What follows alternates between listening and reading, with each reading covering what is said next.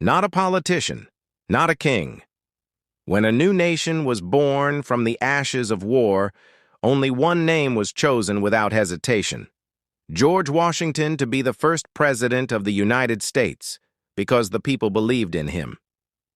George Washington was born on February 22, 1732, in a modest home in Westmoreland County, Virginia.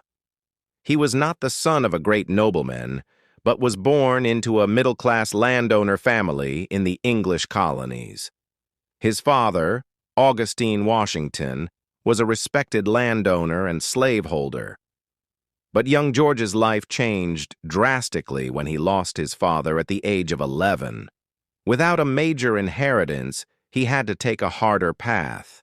His mother, Mary Ball Washington, raised him with a firm hand and full of expectations.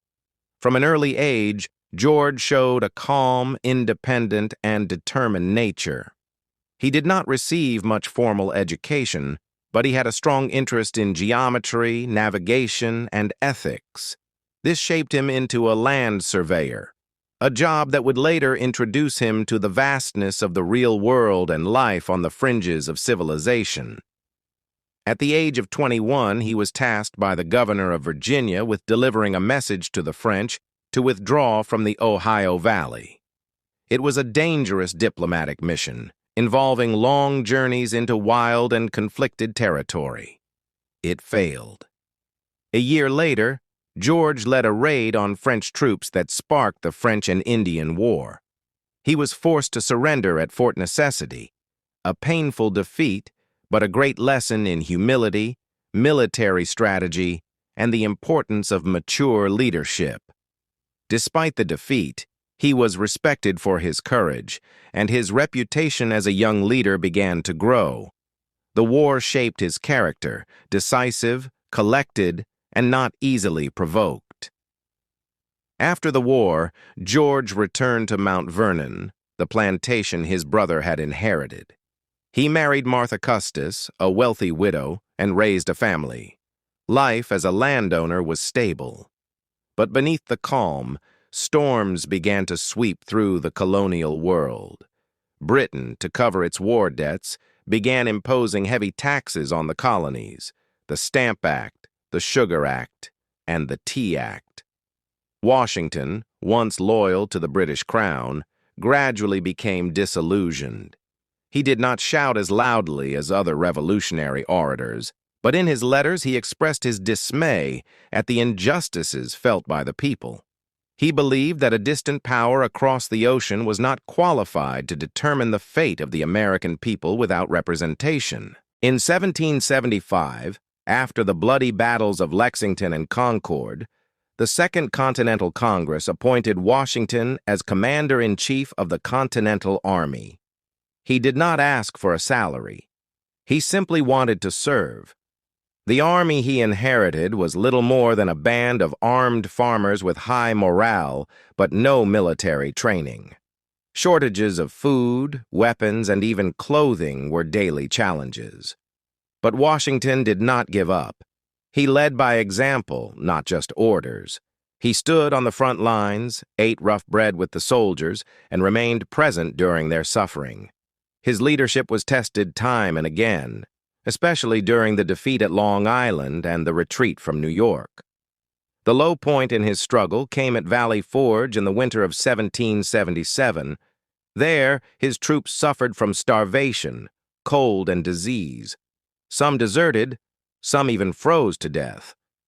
But Washington did not quit. He persevered, writing letter after letter to Congress asking for help, and bringing in foreign trainers like Baron von Steuben to transform the farmers into soldiers. When spring came, his army was reborn, more disciplined, tougher, and better prepared to carry the fight to victory. In 1781, Washington, along with his French allies, launched a siege of the British forces at Yorktown. The siege was the culmination of years of struggle. After the roar of cannons and the blood of trenches, General Cornwallis finally surrendered. The world was shocked. A new nation had been born out of the resistance of ordinary people, led by a man with no personal ambitions, only a belief in freedom. But even after victory, Washington refused to be king. In a move that shocked the world, he resigned his post as commander-in-chief and returned to private life at Mount Vernon. But the new nation was fragile, and the people called to him again. In 1789, he was unanimously elected the first president of the United States. His task was far from easy. There was no precedent. There were no fixed rules. He formed a cabinet, balanced power, and kept the Republican spirit intact. He governed carefully, with deliberation. He set a two-term limit on power, rejecting perpetuity in office. He even warned of the dangers of political parties and foreign interference in his farewell address, advice that still rings true today. After 2 terms, Washington retired. He returned to Mount Vernon, tended his plantation, and tried to enjoy his old age. But in December 1799, he fell ill after riding in the rain. Within a short time, a throat infection claimed his life. He died peacefully with soft words of relief. "It is enough. Now I am gone." The world mourned. Napoleon ordered 3 days of mourning. The American nation lost its founding father, not just for his service in battle, but for the purity of his leadership. George Washington was known not just for his military victories, but for knowing when to step aside. He did not seek power, did not manipulate the law, and did not consider himself irreplaceable. He was a rare example of a leader who was able to lift a nation and then let it go.